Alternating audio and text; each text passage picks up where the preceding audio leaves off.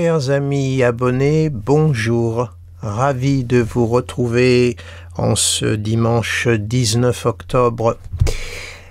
Bientôt, la nouvelle lune qui aura lieu le 21 octobre.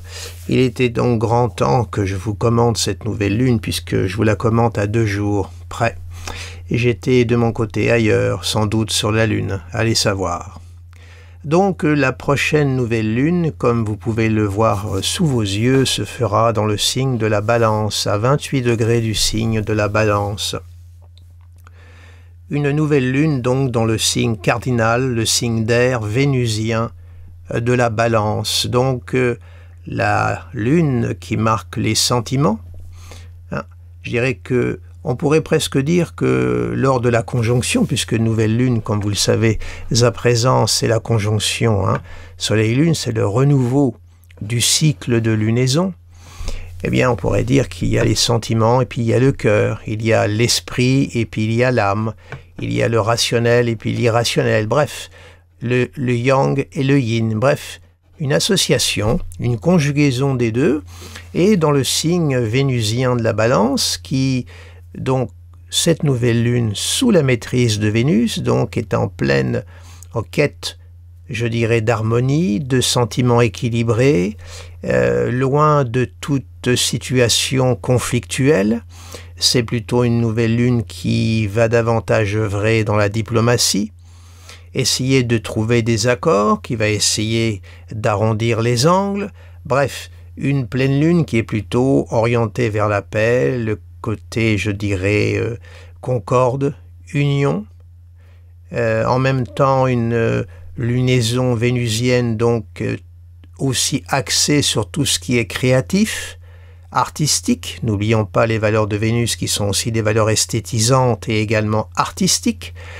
La Balance est un signe d'élan, c'est un signe cardinal, donc pour tous ceux qui sont dans des activités qui font appel à leur créativité, à leur pouvoir d'imagination. La lune, c'est l'inconscient, c'est aussi la fertilité. Eh bien, c'est plutôt une nouvelle lune très très positive. Alors, elle concerne en particulier les natifs du signe de la Balance, tout dernier décan, également par trigone dernier décan du Verseau et dernier décan du signe des Gémeaux. Elle va également concerner en harmonique les natif du Sagittaire, dernier décan, et également natif du Lion, dernier décan, puisque cette nouvelle lune jouera par sextile. Alors, opposé évidemment au natif là, du Bélier, dernier décan, au carré des natifs dernier décan Capricorne, et également dernier décan du signe du Cancer. Voilà. Les signes qui échappent un peu à tout ça, c'est l'axe Scorpion-Taureau, qui échappe complètement, et puis le Vierge Poisson. Voilà.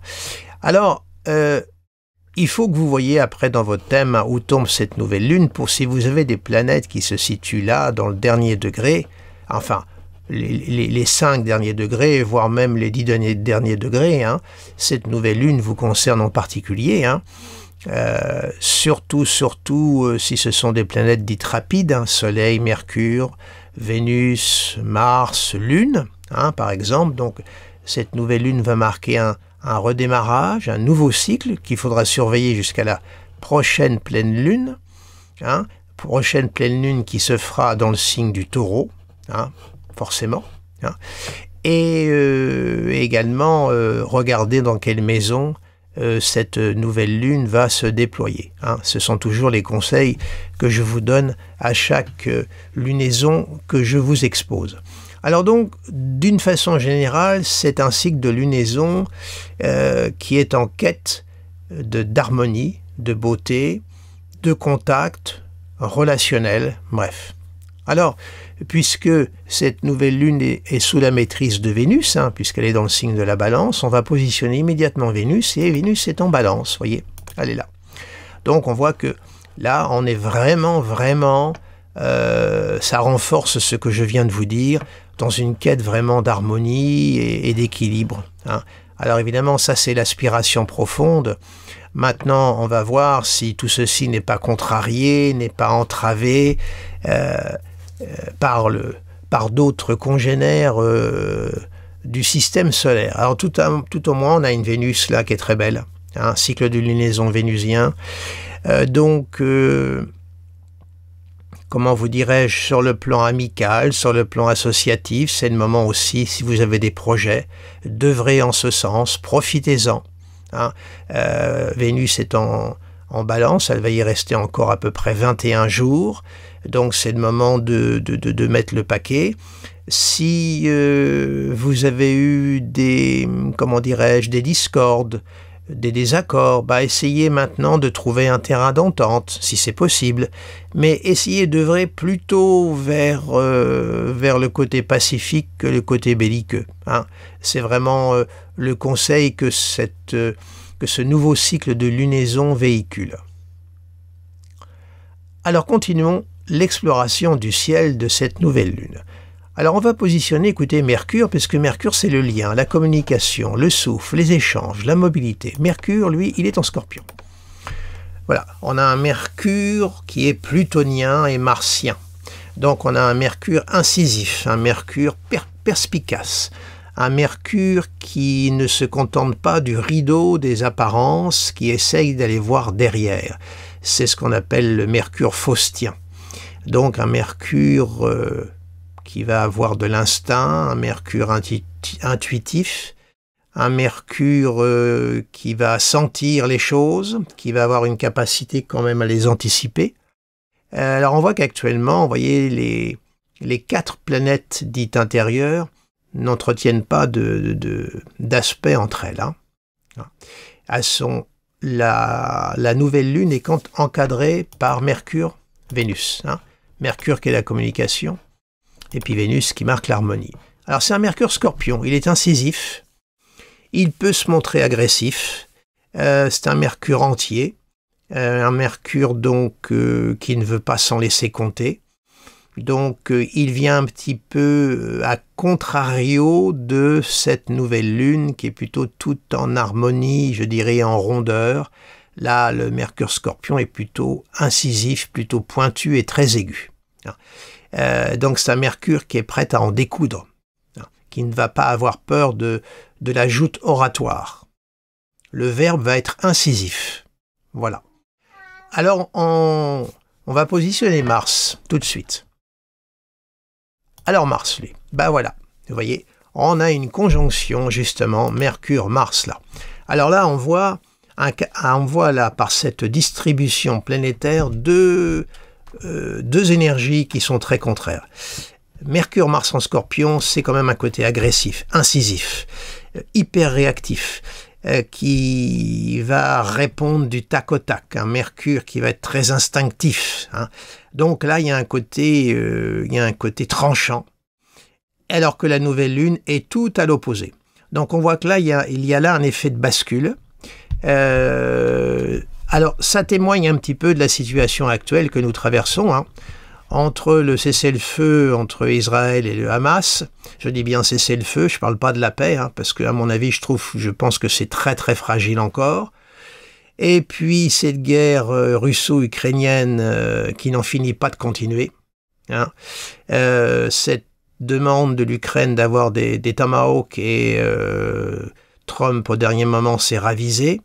Vous voyez, on a cet effet bascule entre ces deux tendances. Une tendance quand même d'agressivité, de combat, et là une tendance pacifique qui tend à éviter de basculer dans cette tendance-là. Alors sur un plan individuel, ce Mercure-Mars en Scorpion, eh bien évidemment, on va concerner surtout les natifs du Scorpion, il va sans dire. Également les natifs du Cancer par Trigone et les Poissons. Et également les Capricornes et les Vierges par sextile. Attention, natifs du Taureau, là, deuxième décan, vous l'avez en opposition. Et puis deuxième décan également de la Verseau et du Lion, il joue par carré. Donc en carré, vous avez la possibilité de le contrôler. En opposition pour le Taureau, faites attention à ce qui va se dresser devant vous. Ne répondez pas forcément à l'agression, essayez de trouver un compromis, un accord, puisé dans les valeurs de cette nouvelle lune-là. Voilà. Alors on va positionner Pluton, puisque Pluton a maîtrise également sur cette conjonction Mercure-Mars. Alors Pluton, qu'est-ce qu'il nous raconte? On sait qu'il est en Verseau. Il est direct maintenant. Et on voit que ce Pluton, voilà, il est au carré de cette nouvelle lune. Alors là, c'est très explicite. Hein. La paix, on va dire, oui, la guerre, la terreur, tout ce qui est sombre, la menace nucléaire, Pluton à maîtrise sur Mercure-Mars. Vous voyez là, on a un ciel qui est vraiment, qui parle bien du climat général hein, sur le plan mondial actuellement. On voit les forces de paix, les forces de guerre, la ténèbre et la lumière qui s'affrontent. Hein. Donc là, on a vraiment 3 planètes de valeur guerrière, de valeur de crise, et 3 planètes de valeur pacifique. Voilà. Ensuite, on va continuer à explorer tout ça et on va positionner tout de suite l'autre planète qui vient aussi s'ajouter à mon propos. Voilà, c'est Jupiter. Et vous voyez, on a là un carré en T. La nouvelle lune qui est au carré de Jupiter, au carré de Pluton. Voilà, et là on voit bien. Jupiter qui veut apporter, comment dirais-je, l'ordre. Jupiter en Cancer, hein, exalté dans les valeurs lunaires.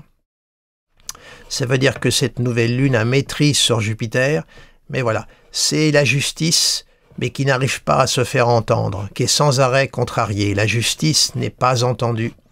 Elle est sans arrêt, on lui oppose plutôt des valeurs sombres, des valeurs occultes. Hein. Pluton, c'est tout ce qui se dissimule, tout ce qui se traite également dans l'ombre, qu'on ne voit pas, qu'on n'entend pas, mais qui exerce son rôle et sa puissance. Donc on voit que ce désir de pacification est actuellement très mal mené. Il y a un combat à mener, il y a ce carré. Comme je vous le dis souvent, pour comprendre un carré, c'est qu'il y a quelque chose qui ne tourne pas rond. On voit que là, il y a une nécessité encore de combattre et que rien n'est encore acquis et que tout est encore très fragile. Ce qui veut dire qu'il va falloir surveiller de très près cette nouvelle lune, hein, voir si ce cessez-le-feu Hamas-Israël continue, si ça ne repart pas. Et puis du côté Ukraine-Russie, pour l'instant, il n'y a pas de possibilité de rencontre, hein, puisque Zelensky, Poutine ne se rencontrent pas. On a Trump qui fait le go-between, hein, qui fait l'intermédiaire, mais voilà, on est vraiment là dans des énergies qui sont toutes opposées les unes aux autres. La justice qui n'arrive pas à être entendue. J'oserais presque vous dire les forces de lumière contre les forces de ténèbres qui s'affrontent, hein, pour être un peu caricatural dans mes propos. Alors on va continuer l'exploration, on va positionner Uranus, puisque Uranus a maîtrise sur Pluton. Or Uranus, on sait qu'il est en Taureau, non, il est en Gémeaux, pardonnez-moi, à 0 degré des Gémeaux, mais il est dans sa phase de rétrogradation, il va revenir en Taureau. Donc les forces d'élan d'Uranus, les forces de réforme, de transformation, il rebrousse chemin, il va revenir en Taureau. Donc la fusée, l'élan uranien est contrarié, retenu par la Terre du Taureau. Donc on voit que les forces d'émancipation sont actuellement, je dirais, bloquées. Elles ne peuvent pas donner leur plein essor, leur pleine symbolique. Il y a un trigone, il est vrai.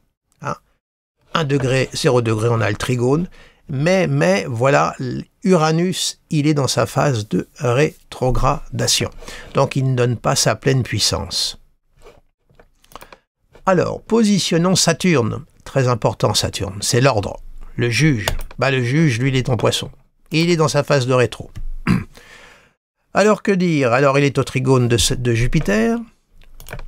Au trigone de Mercure-Mars, c'est un trigone appliquant, parce que les deux vont petit à petit avancer vers le trigone exact, également Jupiter. Alors ce Saturne-là, qui est en aspect de Jupiter et de la conjonction Mercure-Mars, que vous en dire? Déjà, Saturne est rétro et il est en Poisson. Saturne, dans le signe des Poissons, c'est pas vraiment son élément, hein. Bien que Saturne soit une planète de terre, l'air et l'eau, ce sont 2 éléments compatibles, mais les valeurs symboliques intrinsèques de Saturne ne sont pas en adéquation avec celles des Poissons et donc de Neptune. Il barbote dans le monde de Neptune. Saturne qui est tout en contrôle, en rationalité, en sécheresse, il est dans un signe qui lui est totalement opposé. Donc il navigue à vue, il est obligé de s'adapter, mais il a du mal à trouver son enracinement, il a du mal à vraiment s'incarner dans le signe des Poissons. Donc tout ce qui concerne l'ordre, le droit, tout est actuellement dans une période floue, neptunienne, opaque. Comme je dis toujours, Saturne c'est le juge, hein, et puis Jupiter c'est l'avocat. Vous voyez, tout ce qui est l'ordre du jugement actuellement, c'est flou, c'est opaque, c'est pas rationnel si vous voulez. C'est comme s'il n'y avait rien actuellement qui tenait debout. On ne comprend pas ce qui se passe, on est dans quelque chose de totalement irrationnel. Le nœud nord en plus est en Poisson, ça renforce les choses et on ne comprend pas ce qui se passe. Ce qui est rationnel bascule dans l'irrationnel, dans ce qui est totalement inentendable. Ça laisse en état de sidération. Il arrive ce en quoi on ne s'attend pas. On tombe des nues, c'est le cas de dire. Saturne dans le signe des Poissons sous la maîtrise de Neptune, on tombe des nues. Il y a une volonté d'eux, mais voilà, Saturne n'est pas assez fort. Continuons. On va positionner la dernière planète qui est Neptune. Alors Neptune est à côté. Hein. Voilà. Neptune, là, est encore en bélier à 0 degré, donc au sextile. On a déjà, vous voyez, l'amorce du sextile, là, voilà. Et puis Neptune va continuer, lui, à rentrer en Poisson. Donc on va se retrouver avec la conjonction Saturne-Neptune dans les Poissons. Là, Neptune, il est rétro, mais il est beaucoup plus fort, parce que c'est lui qui a maîtrise sur Saturne. Voyez, donc Saturne, il prend le bouillon. Saturne, actuellement, il est faible. Il boit le bouillon parce qu'il est sous le contrôle de Neptune. Non seulement il est dans le signe du Poisson, mais il est en plus aux prises avec le gouverneur du signe des Poissons. Donc, tout ce qui symbolise les structures, la rigueur, tout ça, avec Neptune, il y a de l'opacité. Donc, ça veut dire quoi? Ça nous oblige à redoubler de vigilance, de discernement, de tout, faire double effort de concentration pour être bien sûr de ne pas commettre d'erreurs de jugement, d'appréciation. C'est Saturne relié à Jupiter. Voilà. Et Neptune va revenir en phase de rétro. Donc, alors, ce bel aspect harmonique Neptune, Pluton-Uranus en même temps, cette harmonique quand même qui existe là, maintient quand même un équilibre en toile de fond, vous voyez. Ça empêche le monde de basculer, mais totalement dans la folie totale. Hein. Ça maintient quand même un équilibre, mais un équilibre très précaire, très instable, qui à tout instant peut basculer, repartir vers quelque chose de totalement nocif. Hein. À contrario d'une volonté au départ de pacification. Voilà un peu l'état de cette nouvelle lune. Alors, sur le plan personnel individuel, vous le ramenez au plan individuel. Donc c'est un moment où il faut faire preuve de beaucoup de recul, de beaucoup de vigilance, redoubler de concentration. Parce que quand Saturne va rentrer en Bélier, vous savez, l'année prochaine, à partir du mois de mars, si ma mémoire est bonne, en Bélier, il va être en chute. Hein. Eh oui, donc là aussi, en Bélier, il va pas être à son aise, il va être en chute. Donc, tout ce qui symbolise la structure et l'ordre, en Bélier, va être sous le signe de Mars. Voyez, donc attention. Il faut se méfier de ce qui se prépare actuellement dans l'ombre. Hein, Saturne, Poisson, Pluton, là. Ça, c'est le pouvoir occulte actuellement, Soleil, Jupiter, Pluton. Le pouvoir de l'ombre, le pouvoir occulte, c'est aussi le pouvoir de la finance également. Il ne faut pas oublier les valeurs de plutocratie qui sont associées avec Pluton. Qu'est-ce qui se trame actuellement dans le monde de la finance, ce monde occulte qui dirige le monde? Soyons clairs, ne soyons pas dupes. Regardez en ce moment, on vous parle que d'économie, le politique est complètement relayé au second rang, et je crois que le malheur de ce monde depuis des lustres, c'est que le politique maintenant est complètement lié à l'économique. Donc les valeurs du politique, la politique c'est l'organisation de la cité selon Platon, eh bien ça c'est relayé au second plan, ce sont les chiffres qui mènent le monde. Les balances, les pourcentages. Mais la vie humaine, c'est pas ça, nom de Dieu, c'est pas les pourcentages. L'économie est importante, bien entendu, mais elle a pris le pas sur le politique et on veut être dirigé par des économistes. Il y a un déséquilibre, il y a indéniablement quelque chose qui tourne pas rond. Il y a quelque chose qui va pas dans tout ça. On a basculé là, il y a rien de... Enfin bon, bref. Donc, à titre individuel, voilà, attention, si vous êtes actuellement dans des procédures, soyez extrêmement vigilants, hein, avec Jupiter, Pluton et la nouvelle lune là. Hein. Prudence, hein, si vous êtes dans des procès, si vous avez des démarches administratives à faire, Saturne, tout ça, soyez très prudents, prenez bien votre temps, regardez tout, surtout qu'à partir du 9 novembre et jusqu'au 29 novembre, Mercure va rétrograder hein, dans le signe du Scorpion. Hein. Donc là également, attention durant cette phase-là hein, de la rétrogradation de Mercure. Soyez encore plus vigilants sur ce que vous allez faire, sur ce que vous allez dire, etc. etc. Voilà, écoutez, voilà ce que je pouvais vous dire sur cette nouvelle lune Balance qui au départ est très belle. Vous voyez, il y a même un quinconce à Neptune, hein, vous voyez, mais qui est quand même contrarié par justement ce Jupiter, Pluton, Soleil. C'est vraiment le pouvoir occulte, le pouvoir de l'ombre, hein, Soleil, Jupiter, Pluton. Hein. C'est le monde mafieux aussi, hein, tout ce qui se trame dans l'ombre. Oui, bref. Voilà. Eh bien, écoutez, je vais arrêter là mon bavardage. Je vous remercie de votre attention, de votre fidélité. N'hésitez pas à me mettre un petit pouce si vous avez apprécié, ça va référencer ma vidéo. Abonnez-vous à ma chaîne YouTube également, à mon site internet. Et puis, si vous avez envie de découvrir votre thème astrologique, bien n'hésitez pas à me contacter puisque je donne des consultations en présence et à distance. Et pour cela, allez sur mon site internet. Et vous y trouverez toutes les informations nécessaires. Eh bien écoutez, sur ce, je vous dis au revoir et je vous souhaite un agréable dimanche. À bientôt.